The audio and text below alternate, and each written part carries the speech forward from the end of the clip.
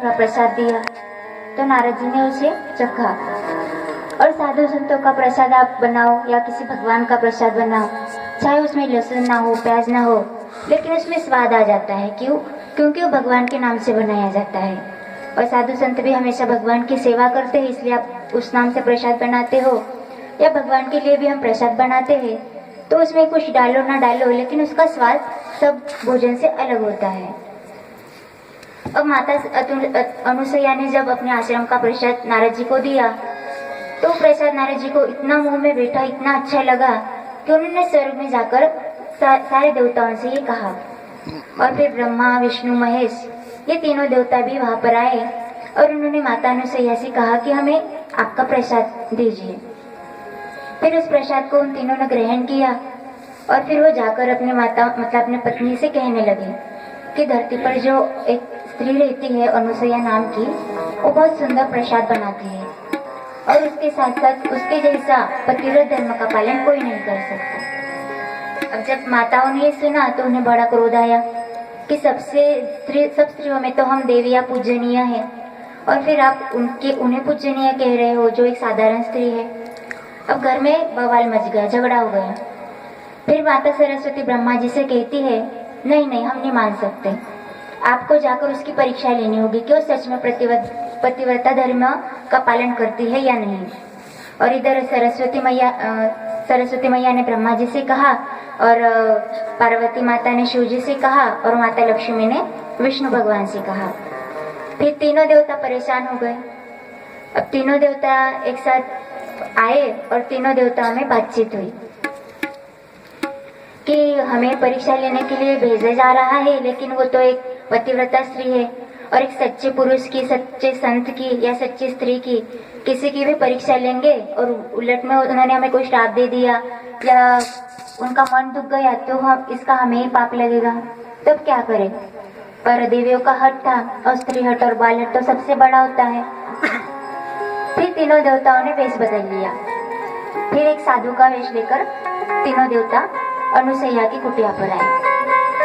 अब अनुसैया की कुटिया पर आकर उन्होंने कहा कि भिक्षाम देही, यानी हमें भिक्षा दो। फिर माता ने कहा कि अत्रि ऋषि जो उनके पति थे वो तो घर पर नहीं है, आप अंदर आइए और इस पेड़ के नीचे आप बैठिए, मैं आपके लिए कुछ भोजन की व्यवस्था करती हूँ। अब उन्होंने कहा कि हम भोजन बाहर नहीं करेंगे, अंदर ही करेंगे और तुम्हें भोजन ऐसा बनाना होगा कि निर्वस्त्र होकर भोजन बनाना होगा। अब मैया तो पतिव्रत धर्म का पालन करने वाली थी और मैया ही क्यों ना हो, कोई भी औरत इस तरह भोजन नहीं बना सकती। फिर मैया ने कहा कि अच्छा ठीक है। फिर मैया ने सोचा कि भगवान आप ही कुछ हमें मार्ग दिखाइए।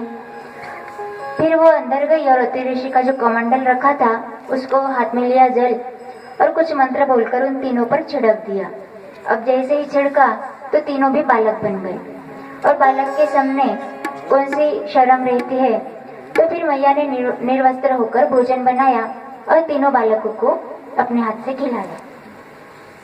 अब तीनों बालकों को जब भोजन खिलाया तो फिर मैया को लगा कि ये तो बालक है, भोजन खिलाया, उनकी सेवा की। अब बहुत दिन हो गए और वो बालक बनकर अपनी लीला कर रहे हैं। अब अत्रि ऋषि पधारे और पूछ रहे हैं कि हमारे यहाँ ये छोटे छोटे बालक किसके हैं। फिर मैया ने कहा कि ये एक साधु थे, लेकिन मैंने आपका जल लिया कमंडल से और इनके ऊपर छिड़का क्योंकि उन्होंने कहा था कि निर्वस्त्र होकर भोजन करना, जो मेरा व्रत टूट जाता तो मैंने नहीं बनाया। तो फिर अत्रि ऋषि ने कहा कि जब उनके मुंह देखे तो कहा कि ये तो ब्रह्मा विष्णु महेश है, साक्षात भगवान है। तब मैया उनके और भी सेवा करने लगी कि मैं इतने सालों से भगवान के लिए मैंने ये ब्रह्मचर्य व्रत का पालन किया है, आज ये सफल हुआ, भगवान स्वयं पुत्र बनकर मेरे घर पधारे हैं। तो मैया ने उनकी बहुत सेवा की।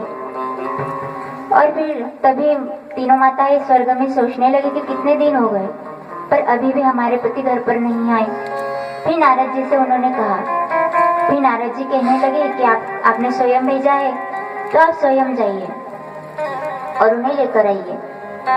फिर तीनों देवियां भी साध्वी का रूप लेकर वहां आई और वही अनुसैया के आश्रम पर आई। और फिर उन्होंने जब देखा कि ये तो साक्षात देवियां है, जब उनका रूप उन्होंने देखा, मुख देखा, तो फिर उन्होंने कहा कि मैया बताइए आप जो मांगने आई है वो मेरे यहाँ है। तो तीनों देवियां चरणों में गिर गई और उन्होंने कहा कि हमें क्षमा कीजिए, आपका सच्चा पतिव्रत धर्म था, हमने उस पर शंका की और हमने ही उन्हें परीक्षा लेने के लिए यहाँ पर भेजा था, तो आप हमें हमारे पति वापस कर दीजिए। तो फिर माता अनुसैया ने कहा कि हाँ, आप अपने पति को तो ले जाइए, लेकिन उसके साथ साथ आप हमारे पुत्र भी लेकर जा रही है, क्योंकि वे एक बालक के रूप में यहाँ पर लीला कर रहे हैं। फिर मैया ने फिर से वो जल लिया और उनके ऊपर छिड़का, तो फिर वे पुरुष अपने जो असली रूप था उसमें आ गए। और फिर मैया रोने लगी कि आज तक मैंने आपको बालक समझकर आपकी सेवा की, और आज आप चले जाओगे तो मेरी गोद भी खाली हो जाएगी। तो भगवान कहने लगे कि नहीं, हम हमेशा ही आपके पुत्र थे, आज भी आपके पुत्र है और आगे भी आपके पुत्र रहेंगे, और यही सच्चे पतिव्रत धर्म का पालन है। अब एक बार ऐसा हुआ कि हमारे घर के पास में ही एक मैया का मंदिर है, तो एक मंगलवार के दिन मैं वहां पर गई और वहां पर वो माता जी आई थी। अब उन्होंने बहुत सुंदर तिलक लगाया था, तो 1 रुपए सिक्के इतना वो तिलक था। अब मैंने उनसे कहा कि मैया जी, आपका तिलक तो बहुत सुंदर है। फिर उन्होंने कहा कि हाँ, मेरे पति मुझसे बहुत प्यार करते हैं, इसलिए मैंने बड़ा तिलक किया है। तो मुझे अच्छा लगा। फिर दूसरे मंगलवार के दिन मैं वहां गई। फिर मैंने पूछा कि मैया, आपने पिछली बार तिलक लगाया था, वो तो बड़ा था, लेकिन इस बार थोड़ा छोटा लग रहा है, मतलब 50 पैसे इतना वो तिलक था। फिर उन्होंने जवाब दिया कि हाँ, मेरे पति थोड़े बीमार है, इसलिए मैंने तिलक भी थोड़ा कम कर लिया है। फिर तीसरे मंगलवार को मैं गई। अब तीसरे मंगलवार को भी फिर वो वहाँ आई। फिर मैंने